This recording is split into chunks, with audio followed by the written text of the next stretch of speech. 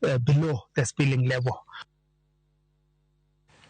Kwa mbele ni jaro tena tupin Kenya Rigathi Gachagua dwaro mondo mijo ohala mosebedo kanyo mwandu kawuok e pinje ma komondo bede ong'ala manyime madonjore e ohala kara donjo ne jo ohala wetegi ma okosebedo kaluwo chike makare ohenni mage.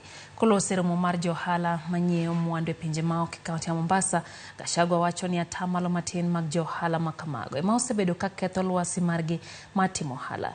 Gachagua kwa apis okwach kich mondo mi okonye gola chudhe mokwako sekta no. We are calling for integrity. We are calling for you people to be patriotic to your country and to do what is right and to follow due process.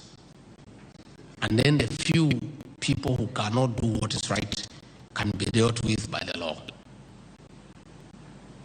I also want to appeal to you to respect the AGPO procurement.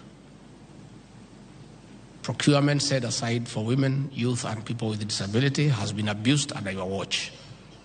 There is a lot of conniving. People register companies, they use women, but the women are nowhere.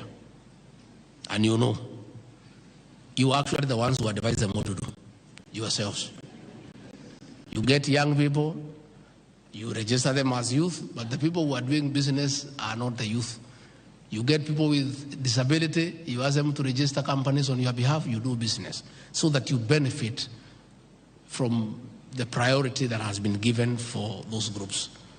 I want to appeal to your conscience as Kenyans, as parents, as responsible people, to allow this group an opportunity to do business.